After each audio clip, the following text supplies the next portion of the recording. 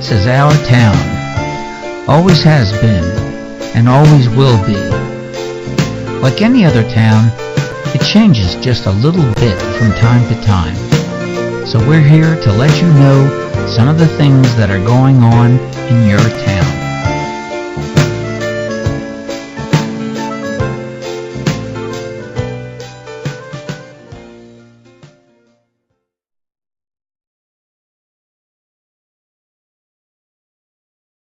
Hello everybody, welcome to this episode of This Week in Willits. I'm Shari Williams-Andrews, your host, and here's what we have for you this time around. First, Victor Hansen, Willits Vice Mayor, gives an update on the freeway bypass and the potential relinquishment of Main Street, and he tells us how those issues may impact our city. Michael Brownlee of the nonprofit Transition Colorado came to Willits, and he talked about how we need to transition to a more sustainable way of life and what we can do locally to become more resilient and self-reliant. The Willits Healthy Action Team sponsored their 10,000 step walks around town several times a year. Community producer Al Rosen was along on the last one with his camera so we can see what happened on that recent rainy Sunday.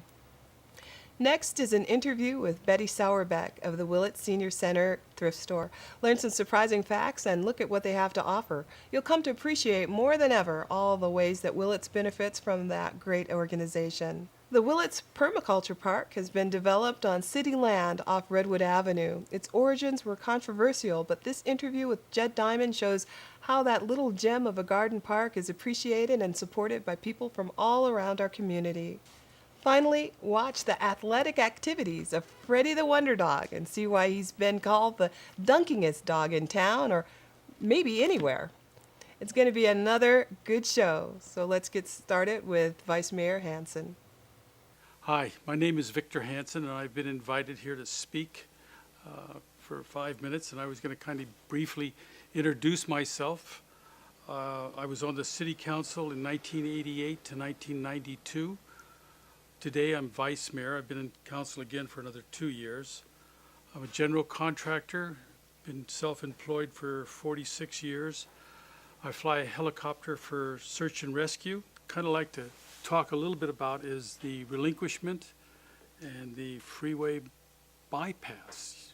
When I was on the council before, I did a lot of studying about what happens when a bypass passes a city, and basically it takes about 10 years for the city to recoup from where this bypass has taken away their economy. And so I figured that this is a possibility for Willits also. And I'm concerned. I'm excited also about it, and we're working on the relinquishment right as we speak right now. Tomorrow on the council meeting, there's going to be a resolution to not do the relinquishment. But earlier I did say that, I looked into what happens to cities, and you look at Ukiah, the freeway bypass went back, and now all the stores they've moved out to the freeway, and we've got a lot of box stores, and the city died for quite a few years, and now it's starting to come back. About 10 years ago, they bypassed Cloverdale. And the city has not recovered from that to this day. It is still suffering from the loss of businesses that it was going down, the traffic was going down the town, through the town. The same thing is going to happen to Willits to a certain degree, but the traffic from the south will still come through part of the downtown streets from the south out to Highway 20. The northern will still get some traffic coming from the north, going through our town, using the street. Hopefully the commercial trucks that are going out to Fort Bragg won't use it. There'll be a sign out there, no commercial trucks. And they will have to go down to the south entrance and come back up north to go out Highway 20. I don't know that there's that many trucks coming from the north that are going to want to go out that way, as much as I think that there's going to be more coming from the south to go out to Fort Bragg, because that seems to be where most of the traffic is. The traffic, what happens now, there's about 22,000 cars a day, cars and trucks coming through Willits. And out of that, with the bypass, they figure a fourth to a third won't be coming through Willits. That means about from 4 to 7,000 cars and trucks a day. So that is some relief from the traffic congestion. The problems that we're having with the relinquishment, the one major one is the traffic from brook trails coming down on and wanting to go north, and kind of gives us a bottleneck right at Sherwood Road. We're working with Caltrans, and they're working with us, and I don't know who's winning, but we're trying to negotiate that as a safety measure because of the trucks someday they'll be logging out there again in the brook trails area, bringing trucks down, and they're going to want to have to go north to go south, possibly, and they're going to be wanting to make a left turn down at the bottom road there at Sherwood. The amount of traffic that's going to be coming from the north as far as cars to go out to Fort Bragg, we want those cars to go through town. We want them to go through and drive down our downtown. We want our trucks to be able to come from the north because we have spare time. We've got Schusters, we've got metal effects. There's a lot of these things that we do want because the traffic going through town is going to help the businesses. And hopefully with the amount of traffic that's coming off from it, it will help. Tomorrow night, the resolution for not to relinquish will come up for a vote. And I'm still not sure which way I'm going to go, but I'm pretty sure that I feel comfortable with keeping the relinquishment talks going. I feel that's the right way to do it. I don't know how the rest of the council is going to vote, but we're working hard on it, and hopefully we'll come out to where everyone will win. My name is Victor Hansen. We'll wind it up for now.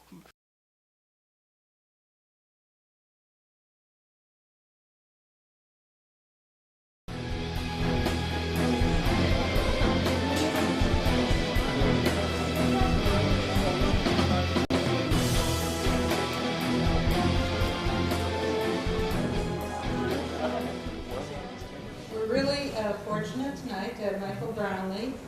He is the co-founder of Transition Colorado, which was previously Transition Boulder and was the first officially recognized transition initiative.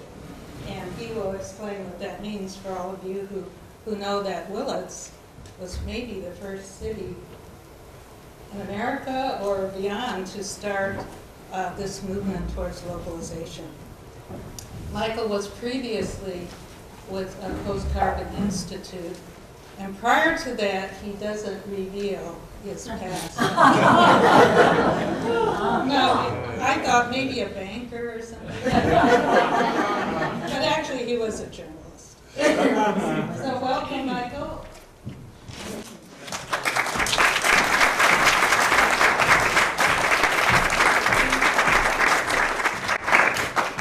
Great. Thank you all for being here tonight, and thanks to Well for inviting me here, and a special thanks to Richard and Annie for hosting me in my stay here. It's kind of an emotional thing for me coming back to Willits. I've been here a couple of times before. I'll talk a little bit about that, but it's been very poignant for me the last day and a half that I've been here, and it's especially poignant in a way to be here in the Grange Hall. Today we had a luncheon with the state director of the Grange, and I think there were something like 16 Granges that were represented in this small group of people, and the awakening that's taken place in the Grange in California, really with the epicenter right here, is pretty extraordinary. And it's one of the stories that I look forward to bringing back to Colorado. Because we see the same thing can happen there and hopefully around the country. Going to try to do a couple of things tonight. I have a bit of a tribute to make for what's gone on here in Willits and with Well, and following that also a bit of an offering to Willits and to Well and to you all. And finally I'll close with an invitation. So I'm saying that because I'm putting my agenda on the table right now. I am going to be inviting you all to participate in a movement that I think is unlike anything that we've ever seen before, and really represents the culmination of what began here in Willits back in 2004.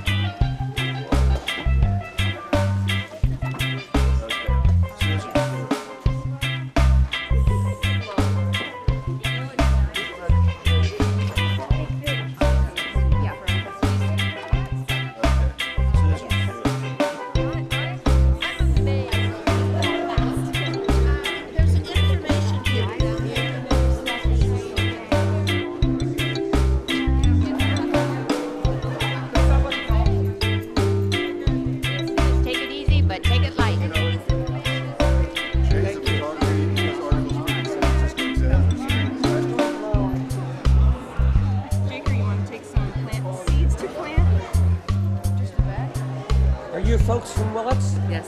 You are. What brought you out this morning? Abner Leggett. A friend of yours? Yes, we met him and his family. Good, good. Enjoyed them very much. Hope you have a good time with them. Appreciate it. Thank you. Hope everybody plants them. Yes, I'm going to plant mine. Oh, okay. This is my doctor. This is my good friend. Hello, Doc. Hello, Doc. Gotta keep moving. Yeah. Enjoy your walk today. Yeah. Is this your first or third? How many walks have you done? This is the first one of these I've done. Oh, great. Yeah. Great. How did you hear about it? I saw it in the newspaper. Good. Good. He's walking. It's his first one too. Oh, great. And you're going to walk all Part of it. Thank you. Any longer again? Okay. Good. Good. Yes, we are. Enjoy yourselves. Well, Thank thank you. you. We're looking forward to it. How are you? There's a lot of Willits Healthy Action Team members that are registering. Give them a hand, all the people that are, yeah, bringing these walks to you. Yeah, we all are about making Willits the most walkable, friendly community in the country, and you all are part of what makes that happen. So one of the things that this goes, it's a 10,000 step walk through Willits. This is a community walk, and one of the funnest things about the community is meeting new people. So if you're walking around, introduce yourself to somebody you don't know. Find out who they are, where they're from, why they're walking. So if there's no further questions, announcements, let me hear again. Are you ready to walk? All right, start out that door. You're on your way. We'll see you when you get back.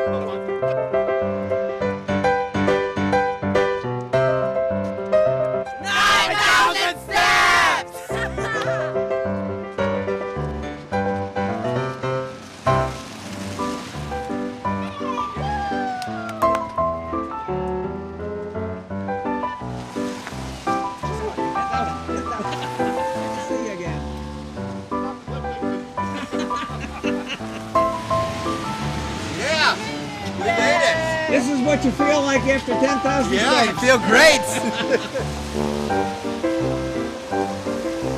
Thank you. We really enjoyed ourselves. We got wet, didn't we? Yeah, we did. That's okay. But it was fun. It was a lot of fun. Thank you so much.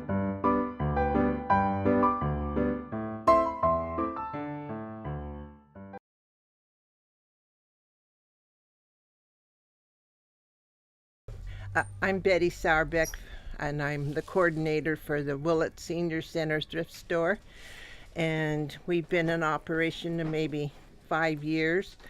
We started the project almost 10 years ago.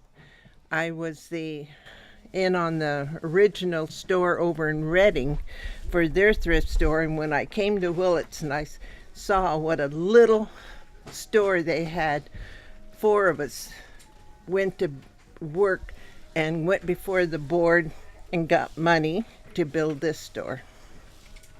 And it's been a great success. We've almost paid the store off. We took a 15-year loan, and doubling up on payments, it'll soon be paid for in 5 years. Well, the main reason for the store is to help the people in this town, because there is no department store, so this is the closest to a department store we have.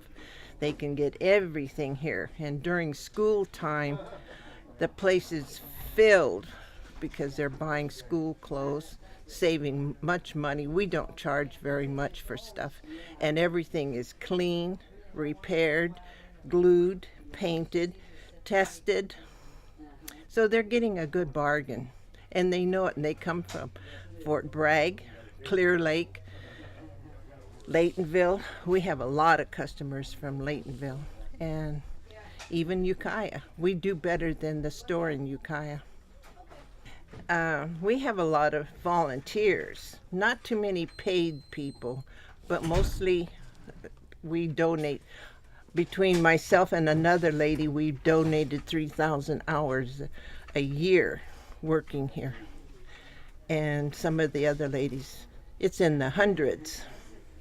When somebody comes in and they've been burned out or they're homeless, we give them stuff just to help them out. The people in town donate things to us, so they're helping us, and we just keep the cycle going.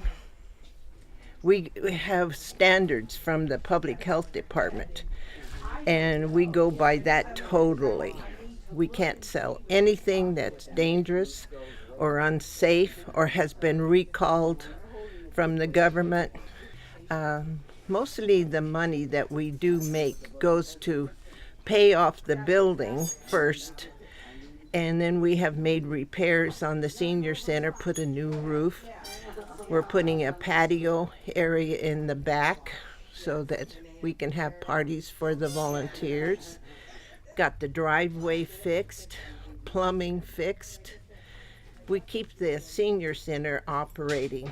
Well, working here 10 years, I see the world as a combination of all kinds of things.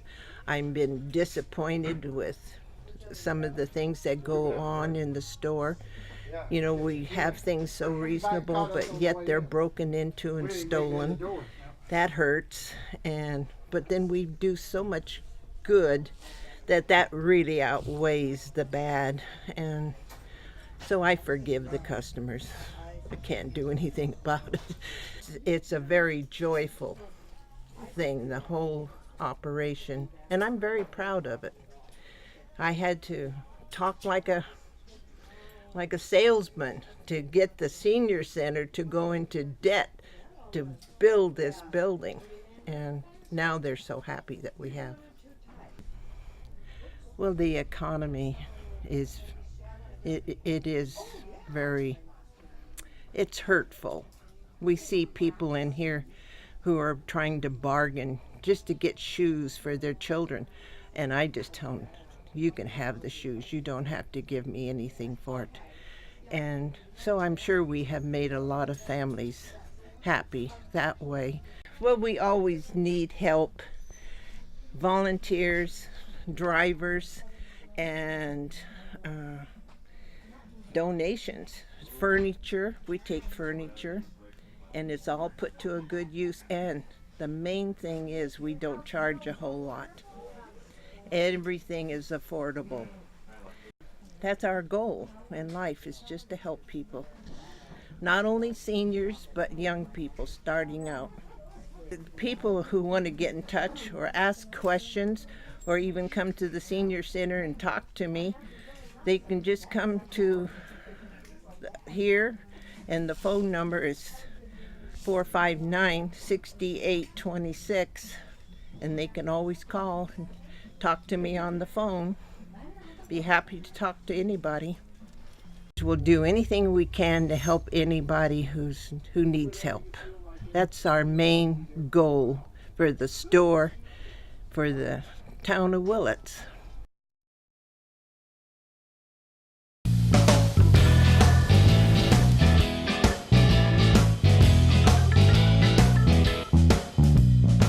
There was a garden that was being developed on the property that Kristen Bradford and her husband Jason had bought at 284 Redwood. And what they wanted to do was to actualize a way in which local people could become sustainable. And so they commissioned Max Myers, who's a permaculture expert, to develop this local garden that was a permaculture demonstration project. As it turned out, this little piece of property was on city land, and it's a little piece that was not being used by the city. City needed to get back into this back area for their keeping up the water connection. They have a little water facility back there. But this little parcel right next to the property was not being used, and the Bradfords started planting these trees in the garden. And first it had been approved by the city, and then there was some question about was this a good use of city land, and the community came together and said, this is something that's needed. You know, we need a beautiful garden. We need to be able to grow our own food. And the citizenry just came together very informally. Most recently, it's been supported, and the city has approved the keeping of the garden. This was really a new phase in community-city government relationships, in the sense that the city voted and approved to use city land to create a garden environment that was developed by private citizens and then supported by the local community. And many of us are hoping this will be a model for the kind of things that can happen in the future as, again, food shortages increase, as we need more and more opportunities for local people to be able to grow local food. This is a good model not only for how a garden can be created, but how relationships can be worked out between various elements of the community and city government and other parts of the community, of how can we work together? How can we come up with a solution that takes into account everybody's needs and offers something that's good for the entire community? And the citizenry just came together very informally, just said, we want to help, and people are donating money to help keep the garden up. People have put in money recently to paint the fence. People came out to weed the garden. Somebody else cooked some food for the people that were working on 2 or 3 work parties. And that's the kind of spirit of support that I think is more and more evident in the community as we really go through difficult times, but we really come together as a community to have fun and to feel the joy of creating something together.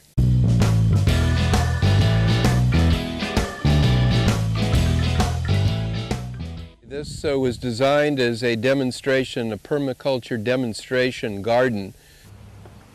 There are 13 kinds of trees, including apple, pear, cherry, nectarine, and peach.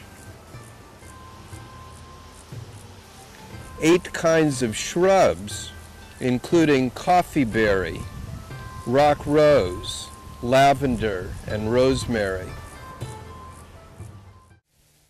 So we're really enjoying this garden, and we're hoping that it will be available to the community for many years to come.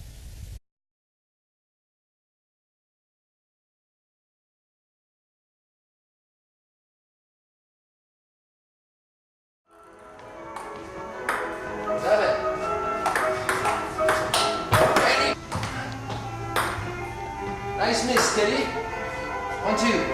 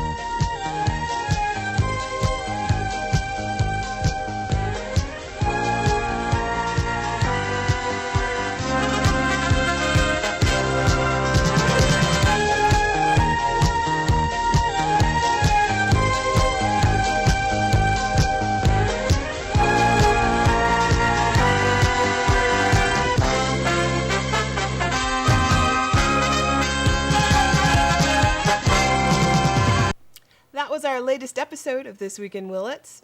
The individual segments of this program were produced by a number of local filmmakers. This Week in Willits is looking for interesting video of things that happen in our town, as well as information about upcoming events. And don't forget, we also need short entertaining videos of local pets and wildlife. Contact us to find out how you can contribute to our next program. It's fun and we can all have a good time together. I'm Shari. Goodbye for now. So that's about it for now. Things are happening in Willits, as they always are, and things are changing, as they always do. Yet it's still the same familiar hometown we've all come to know and appreciate for what it is. We'd like to know what's happening with you, with your families, and the organizations which would not exist without your efforts and support. So give us a call at 459-2528. And let us know what's going on with you. Maybe you'll be a part of our next story. Keep tuned and join us next time to see what's happening this week in Willits.